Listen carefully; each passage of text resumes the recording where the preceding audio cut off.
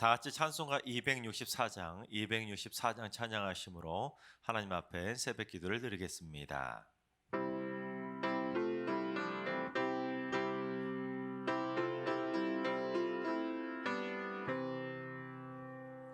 정결하게 하는 셈이 나의 앞에 있도다. 성령께서 권고하신 죄 씻으라 하시네.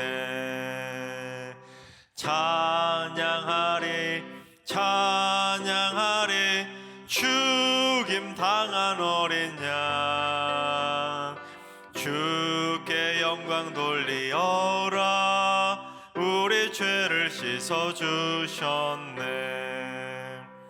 나의 가는 길이 좁고 내 뜻대로 안 돼도 모든 욕심 다 버리고 주만 따라가겠네. 찬양하리 찬양하리 죽임 당한 어린 양, 주께 영광 돌리어라. 우리 죄를 씻어주셨네. 나의 마음 제단 위에 불길같이 타올라 영원토록 찬양하며 주께 영광 돌리네. 찬양하리 찬양하리 죽임 당한 어린 양, 주께 영광 돌리어라. 우리 죄를 씻어주셨네. 한량없는 주의 은혜 나를 영접하셨네. 내가 지은 모든 죄와 허물 용서하셨네.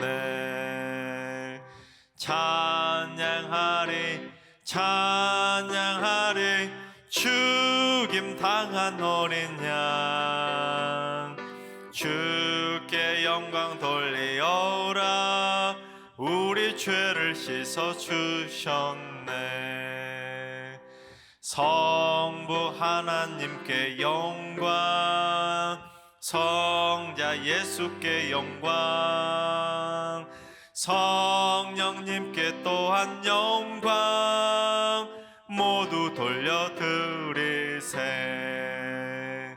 찬양하리 찬양하리 죽임 당한 어린 양, 주께 영광 돌리어라. 우리 죄를 씻어주셨네.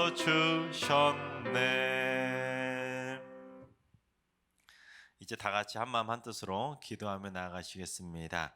오늘은 기도하실 때 주님, 공적인 대중교통 수단을 운행하는 분들을 위해서 기도합니다. 버스나 택시, 지하철, 고속버스, KTX, 선박이나 여객선, 항공기 등을 운행하시는 분들이 음주나 졸음 운전이 아니라 안전 운전을 할 수 있도록 붙잡아 주옵소서.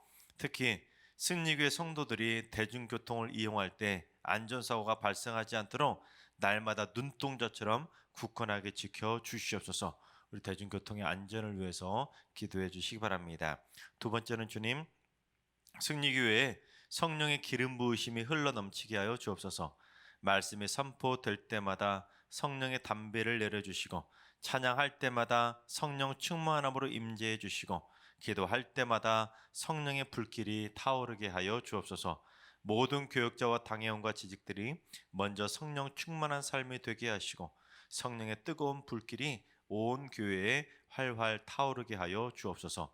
성령 충만한 승리교회를 위해서 기도해 주시기 바랍니다. 세 번째는 주님, 가족 안에 관계적 어려움 때문에 고통받는 가정들을 속히 회복의 손길로 역사하여 주옵소서. 신앙의 문제, 재정 문제, 감정의 문제, 질병의 문제, 이성의 문제 등으로 인해 위기가 닥친 가정들에게 샬롬의 은총으로 역사해 주셔서 하나님의 은혜로, 하나님의 뜻으로, 하나님의 방법으로 온전히 회복되는 축복의 가정이 되게 하여 주옵소서. 위기의 가정이 하나님의 은혜로 축복의 가정으로 변하게 해달라고 기도해 주시기 바랍니다. 이 시간 세 가지 기도 제목으로 오늘 예배를 위해서 함께 3분 정도 통성으로 기도하시겠습니다. 다 같이 기도합니다.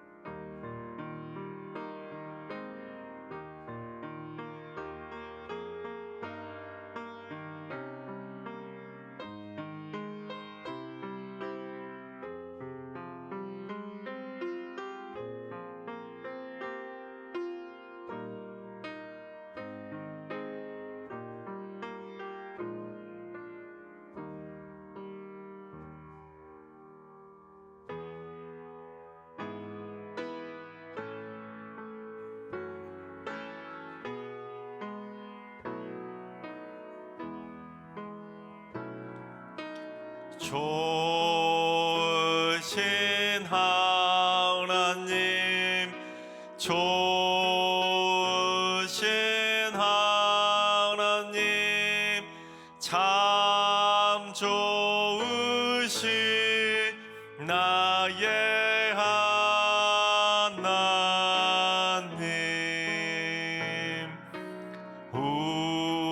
우리의 기도를 응답해 주시는 참 좋으신 나의 하나님,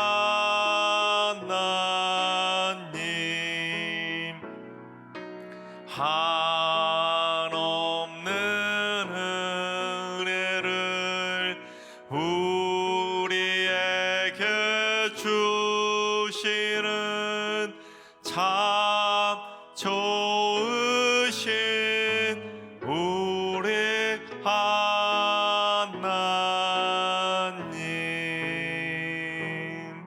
아멘. 참 좋으신 하나님께서 오늘 이 새벽에 주시는 말씀은 민수기 17장의 말씀입니다. 다 같이 민수기 17장의 말씀을 드라마 바이블로 봉독하겠습니다. 제 17장. 여호와께서 모세에게 말씀하여 이르시되, 너는 이스라엘 자손에게 말하여 그들 중에서 각 조상의 가문을 따라 지팡이 하나씩을 취하되 곧 그들의 조상의 가문대로 그 모든 지휘관에게서 지팡이 12를 취하고 그 사람들의 이름을 각각 그 지팡이에 쓰되 레위의 지팡이에는 아론의 이름을 쓰라. 이는 그들의 조상의 가문의 각 수령이 지팡이 하나씩 있어야 할 것임이니라. 그 지팡이를 회막 안에서 내가 너희와 만나는 곳인 증거궤 앞에 두라.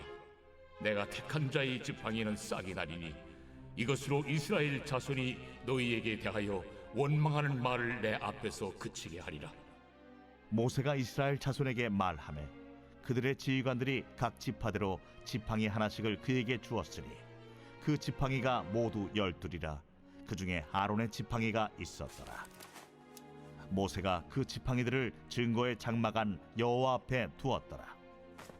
이튿날 모세가 증거의 장막에 들어가 본즉 레위 집을 위하여 낸 아론의 지팡이에 움이 돋고 순이 나고 꽃이 피어서 살구 열매가 열렸더라. 모세가 그 지팡이 전부를 여호와 앞에서 이스라엘 모든 자손에게로 가져오매 그들이 보고 각각 자기 지팡이를 집어들었더라. 여호와께서 또 모세에게 이르시되 아론의 지팡이는 증거궤 앞으로 도로 가져다가 거기 간직하여 반역한 자에 대한 표징이 되게 하여 그들로 내게 대한 원망을 그치고 죽지 않게 할지니라. 모세가 곧 그같이 하되 여호와께서 자기에게 명령하신 대로 하였더라. 이스라엘 자손이 모세에게 말하여 이르되 보소서, 우리는 죽게 되었나이다. 망하게 되었나이다. 다 망하게 되었나이다. 가까이 나아가는 자, 곧 여호와의 성막에 가까이 나아가는 자마다 다 죽사오니 우리가 다 망하여야 하리이까. 할렐루야. 하나님께서 오늘도 새날을 선물로 주셨습니다. 오늘 하루도 주님과 동행하면서 믿음으로 담대하게 승리하게 되시기를 주님의 이름으로 축원합니다. 성경의 시작을 알리는 창세기 1장과 2장을 보면 하나님께서 세상을 이처럼 아름답게 멋지게 창조하시는 이야기가 기록되어 있습니다. 에덴 동산을 뛰노는 정말 아름다운 아담과 하와의 이야기도 기록되지 않겠습니까? 그래서 이제 3장, 4장 쭉 적어도 몇 장까지는 그처럼 에덴 동산에서 행복하게 사는 아담과 하와의 이야기가 쭉 기록될 것처럼 보이지만 실제로는 어떻습니까? 곧바로 3장에 아담과 하와의 범죄 이야기가 기록되면서 그러한 기대는 여지없이 깨지고 말았습니다. 자, 그런데 뱀이 하와에게 선악과를 따먹으라고 유혹했을 때 처음부터 하와가 그 말을 들었던 것은 아닙니다. 처음에 하와가 뭐라고 말하냐면 뱀한테 하나님께서 그 선악과를 먹으면 죽을 것이라 그러니 절대로 만지도 말고 먹지도 말라고 하나님께서 경고하셨다 말하면서 선악과에 대해서 관심도 기울이지 않습니다. 그러자 뱀이 하와에게 무슨 소리냐, 절대로 안 죽는다 그러면서 또다시 뱀이 하와를 유혹하는데 뭐라고 유혹했는지 우리 3장 5절을 봉독해 보겠습니다. 너희가 그것을 먹는 날에는 너희 눈이 밝아져 하나님과 같이 되어 선악을 알 줄 하나님이 아심이니라. 여러분, 하와가 뱀이 하는 이 말을 딱 듣고는 어떻게 합니까? 그 전까지는 만져볼 생각도 않고 먹어볼 생각도 하지 않던 그 선악과가 갑자기 보암직도 하고 먹음직도 하게 보이기 시작한 것입니다. 왜냐하면 하와의 눈이 밝아져서 하나님과 같이 된다 이 말을 듣고는 이 하와의 마음이 흔들리게 되었다는 것입니다. 그처럼 인간의 본성 안에는 어떠한 교만한 마음이 자리 잡고 있냐면 하나님과 같이 하나님처럼 되겠다는 교만한 마음이 자리 잡고 있다는 것입니다. 그래서 아담의 후손인 우리 인간들은 늘 언제나 어떤 마음을 가지고 살아가냐면 더 높아지려고, 더 큰 힘을 소유하려고 하는 그 교만한 욕망 속에 사로잡혀 살아간다는 것입니다. 그래서 더 높아지려고 바벨탑도 지었던 것이고, 심지어 예수님이 12제자들조차도 서로 높은 자리에 앉겠다고 엄마의 치맛바람까지 일으키면서 높아지려고 서로 다퉜던 것이 바로 인간의 모습입니다. 어제 살펴봤던 민수기 16장에 나오는 고라 일당과 레위 지파 그 후손들 지휘관들의 반역도 더 높아지려는 욕심 때문이었습니다. 우리도 똑같이 모세와 아론처럼 똑같이 대우받아야 되는데 그들만 왜 높은 대우를 받느냐? 우리도 똑같이 거룩하고 똑같이 레위 지파 소속인데 왜 그들만 제사장하고 왜 그들만 스스로 왕처럼 굴고 그러냐? 안 된다는 것입니다. 즉 자기들도 한 자리 달라는 것이죠. 자기도 높은 대우를 받고 싶다는 것입니다. 마치 하와처럼 그들의 눈이 밝아져서 모세와 아론이 가지고 있었던 그 지위, 또한 제사장들이 하고 있었던 그 직분, 그 사명들이 보암직도 하고 먹음직도 하게 보이면서 그 자리가 탐나는 자리가 되었던 것입니다. 결국 어떻게 되었습니까? 하나님께서 고라 일당에게 땅이 갈라지고 불이 쏟아지고 연병이 걸리는 질병의 재앙을 내리셔서 결국 고라 일당은 모두 다 불에 타 죽게 됩니다. 하나님의 철저한 심판을 받아서 불에 타서 죽고 땅이 갈라져서 죽고 연병이 걸려서 죽는 등 하나님의 심판을 받아서 모두 다 사라지게 되었습니다. 그런 다음에 하나님께서 이제 이런 문제가 또다시 나오는 것을 방지하기 위해서 특단의 조치를 취하셨는데 그 내용이 바로 오늘 본문의 내용입니다. 어떤 조치를 취하셨는지 우리 2절과 4절까지 2절부터 4절까지 봉독합니다. 너는 이스라엘 자손에게 말하여 그들 중에서 각 조상의 가문을 따라 지팡이 하나씩을 취하되 곧 그들의 조상의 가문대로 그 모든 지휘관에게서 지팡이 12를 취하고 그 사람들의 이름을 각각 그 지팡이에 쓰되 레위의 지팡이에는 아론의 이름을 쓰라. 이는 그들의 조상의 가문의 각 수령이 지팡이 하나씩 있어야 할 것임이니라. 그 지팡이를 회막 안에서 내가 너희와 만나는 곳인 증거궤 앞에 두라. 그렇습니다. 각 지파를 대표하는 그 지휘관들이 각자 지팡이에 자기 이름을 써서 가져오라는 것입니다. 이름을 써오는데 특별히 레위 지파의 지팡이에는 아론이라고 쓰고는 그 지팡이를 가져온 다음에 총 12개 지팡이를 가져다가 여호와의 그 성막 안에 증거궤 앞에, 즉 법궤 앞에 두라는 것입니다. 왜 그렇게 하셨는지 우리 5절을 봉독해 보겠습니다.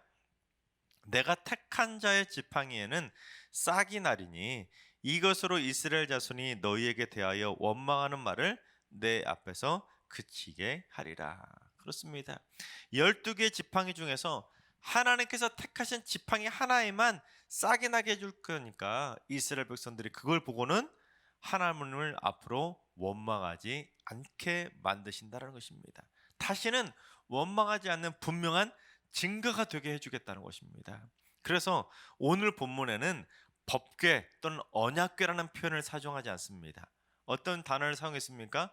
증거궤 또는 증거의 장막이라고 표현합니다. 즉, 저 쌍난 지팡이가 바로 하나님이 함께 하시고 하나님께서 택하신 사람이라는 분명한 증거가 된다. 그것을 강조하기 위해서 증거궤, 증거의 장막이라고 표현하고 있는 것입니다. 그래서 모세가 하나님의 말씀대로 그 12개 지팡이를 모아다가 증거궤 앞에 딱 두게 되자 다음날 어떻게 되었는지 우리 8절을 봉독해 봅니다. 이튿날 모세가 증거의 장막에 들어가 본즉 레위 집을 위하여 낸 아론의 지팡이에 움이 돋고 순이 나고 꽃이 피어서 살구 열매가 열렸더라. 그렇습니다. 아론의 지팡이에서 움이 나고 순이 돋아난 것도 모자라서 꽃도 피고 살구 열매까지 열렸다는 것입니다. 깡말은 그 지팡이에 단 하루 만에 싹이 난 것도 모자라서 꽃도 피고 살구 열매까지 열렸다. 이것은 무엇을 의미하겠습니까? 하나님께서 아론을 택하셨다는 것을 분명하게 보여주는 분명한 증거 된다는 것입니다. 분명한 증거이자 분명한 사인이라는 것입니다. 그래서 이스라엘 백성들은 하나님께서 아론을 제사장으로 선택해 주셨다는 것을 똑똑히 목격하게 된 것입니다. 그걸 보는 순간 이스라엘 백성들이 어떻게 되겠습니까? 깨갱할 수밖에 없지 않겠습니까? 이제 절대로 다른 생각, 반역할 생각 꿈도 꾸지 못하게 한 방에 하나님께서 다 교통정리를 해주신 것입니다. 그런 다음에 하나님께서 모세에게 한 가지를 더 시키셨는데 그게 뭔지 우리 10절을 봉독해 보겠습니다. 여호와께서 또 모세에게 이르시되 아론의 지팡이는 증거궤 앞으로 도로 가져다가 거기 간직하여 반역한 자에 대한 표징이 되게 하여 그들로 내게 대한 원망을 그치고 죽지 않게 할지니라. 그렇습니다. 아론의 지팡이는 증거궤 앞으로 도로 가져다가 두고는 반역한 자들에 대한 표징이 되게 하라는 것입니다. 만약에 이 아론의 쌍난 지팡이를 보고도 또다시 그렇게 반역을 하게 되면 그 옛날 고라 일당이 죽음을 면치 못하고 불에 타고 연병에 맞아서 불에 맞아서 땅이 갈라지고 죽었던 그 하나님의 심판에 대한 표징을 똑똑히 목도하도록 그 아론의 쌍난 지팡이를 증거궤 앞에 두라는 것입니다. 자, 그런데 여기서 지팡이라는 단어를 좀 주목할 필요가 있는데, 지팡이라는 단어가 히브리어로 마테라는 단어입니다. 이 마테라는 단어가 막대기라는 뜻도 있지만, 이 마테라는 히브리 안에는 지팡이, 막대기 그 두 가지 뜻 외에 중요한 뜻이 하나가 더 있습니다.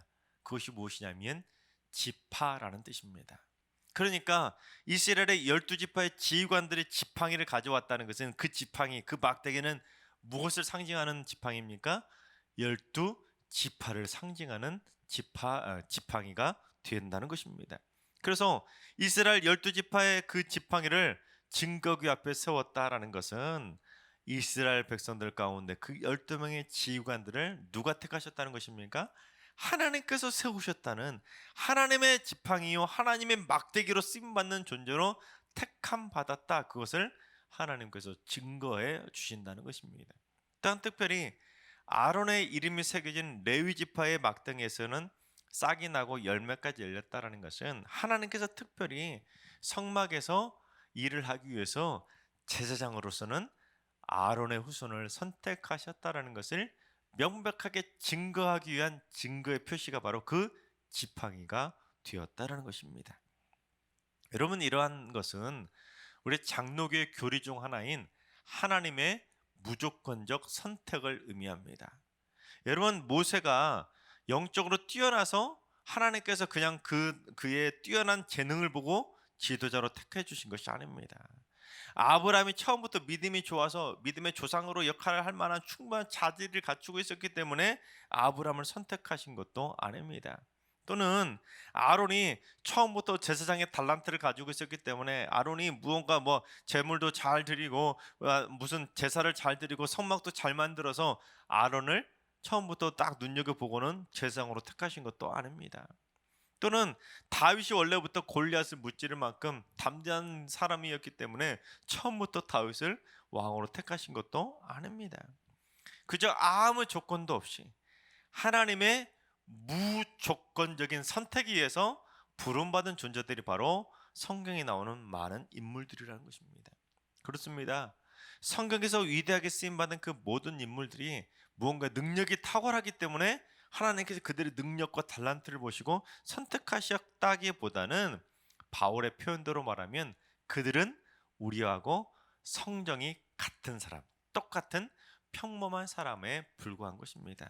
그러나 그들이 하나님의 무조건적인 선택에 의해서 선택을 받고 그 다음에 하나님께서 그들에게 그에 합당한 은혜와 달란트와 지혜와 사명을 부어주시면서 그 하나님의 뜻 가운데 부름받아 쓰임받을 수 있도록 인도해 주셨다는 사실입니다. 따라서 내가 하나님의 은혜를 받아서 하나님의 무조건적인 선택을 받아서 직분을 받고 사명을 받고 있다는 것은 하나님께 감사할 제목입니다. 여러분, 이 세상에는 수많은 사람들이 하나님의 선택도 받지 못하고 죄악 가운데 살아가다가 지옥의 불구덩이에 떨어지는 사람들 그렇게 많은데, 그 수많은 사람들 중에 하나님께서 나를 택해 주시고 나에게 직분도 주시고 나에게 사명도 주셨다, 이거는 엄청난 감사의 제목이라는 것입니다. 그래서 내가 하나님으로부터 직분을 받고 사명을 받았다는 것은 감사해야 될 감사의 제목이지, 자꾸 다른 사람들에게 눈을 돌려서 다른 사람들은 어떤 직분을 받았는데, 다른 사람들은 어떤 사명을 받았는데, 다른 사람들은 어떤 일을 하고 있는데, 그런 사람들을 바라보면서 다른 사람들을 바라보면서 시기 질투할 문제가 아니라는 것입니다. 따라서 여러분, 우리가 반드시 기억해야 될 것은 무엇이냐면, 교회 안에서 내가 어떤 일로 섬기느냐, 또는 내가 어떤 자리에서 섬기느냐, 또는 내가 어떤 직분을 받느냐, 이것보다 더 중요한 것이 무엇이냐면 내가 어떤 마음으로 섬기느냐가 더 중요하다는 사실입니다. 여러분, 교회 안에는 다양한 직분과 사명이 있지 않습니까? 저처럼 목사라는 성직도 있고 장로, 안수집사, 권사라고 하는 항존직 직분도 있고, 또는 집사나 평신도도 있습니다. 또는 교회 안에는 찬양대도 있고 교사도 있고 다양한 봉사 자리와 사명의 자리가 있습니다. 그런데 자신에게 맡겨진 직분과 사명, 이 모든 것들이 하나님이 주신 것이라고 생각하지 않으면 그게 문제가 커질 수밖에 없다는 것입니다.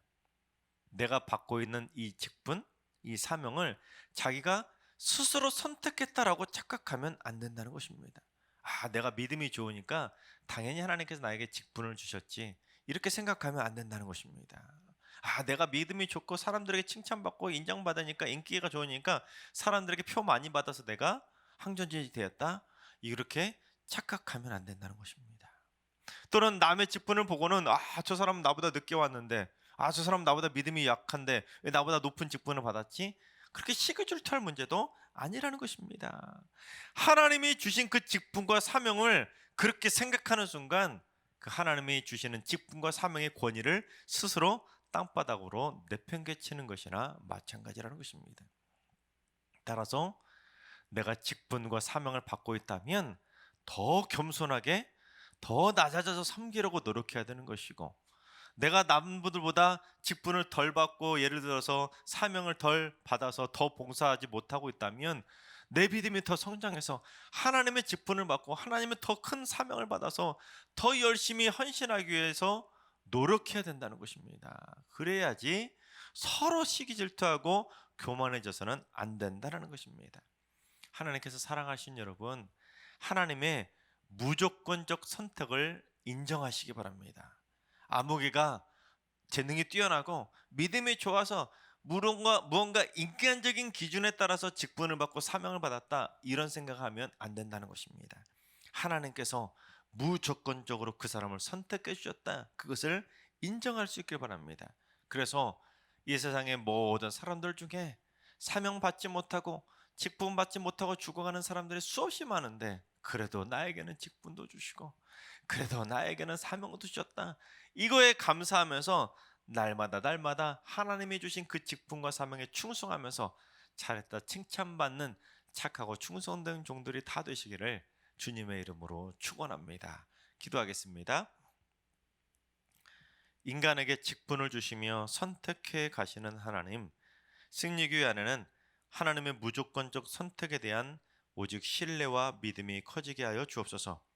내가 잘나서 직분을 받은 것도 아니고, 내가 인기가 좋아서 표를 많이 받은 것도 아니고, 반대로 내가 못나서 직분을 받지 못한 것도 아니고, 내가 인기가 없어서 표를 받지 못한 것도 아니라는 것을 반드시 인정하게 하여 주옵소서.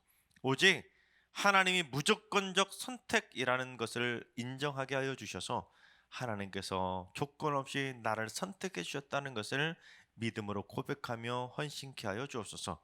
또한 내가 봉사하고 헌신하고 있는 그 자리도 내가 원한다고 할 수 있는 자리가 아니라 하나님께서 선택해 주셨기 때문에, 하나님께서 불러주셨기 때문에, 하나님께서 재능과 달란트를 주셨기 때문에 하고 있다는 것을 깨달아서 맡겨진 봉사의 자리에서 끝까지 충성케 하여 주옵소서. 이제는 우리 예수 그리스도의 은혜와 하나님 아버지의 만극하신 사랑하심과 성령님의 충만하신 역사하심과 교통하심이 하나님의 무조건적 선택에 순종하며 살기로 다짐하는 모든 성도들과 가정과 일터와 승리교회와 이 나라와 이 민족 위에 이제로부터 영원까지 항상 함께 하시기를 간절히 축원하옵나이다. 아멘. 이제 주신 말씀과 개인 기도 질문 가지고 충분히 기도하며 나아가시겠습니다. 오늘 기도하실 때 주님, 승리교회에는 직분과 사명에 따른 마찰이나 오해가 없게 하여 주시고 시험에 드는 일도 없게 하여 주옵소서. 직분을 받고 사명을 감당하고 있는 것보다 더 중요한 것은 어떤 마음으로 하느냐를 깨달아서 우리 모두 오직 감사와 겸손함으로 충성을 다하는 선한 일꾼들이 되게 하여 주옵소서. 주님, 오늘 하루도 환우들과 일러하신 어르신들과 사랑하는 자녀손들 모두 하늘의 신령한 복을 받아 누리며 주 안에서 강건함과 평안함을 누리게 하여 주옵소서. 주님, 새벽제단 쌓는 분들이 기도할 때마다 하늘 문을 여시고 한량 없는 복의 복을 쏟아부어 주셔서 새벽 기도를 사모하는 열심이 더더욱 커지게 하여 주옵소서. 마지막으로 주님, 이번 한 주간도 은혜로 마무리하게 하시고 온전한 주일 성수를 통해서 하나님을 만나고 신령과 진정으로 하나님을 예배하는 거룩한 주의 날이 되게 하여 주시옵소서. 한 줄 간증문을 통해서 승륙의 모든 성도들의 입술이 감사의 입술이 되게 하시고 주를 향한 간증이 삶의 활력이 되게 하여 주시옵소서. 다 같이 주신 말씀과 개인 기도 질문 가지고 충분히 기도하며 나가시겠습니다. 다 같이 기도합니다.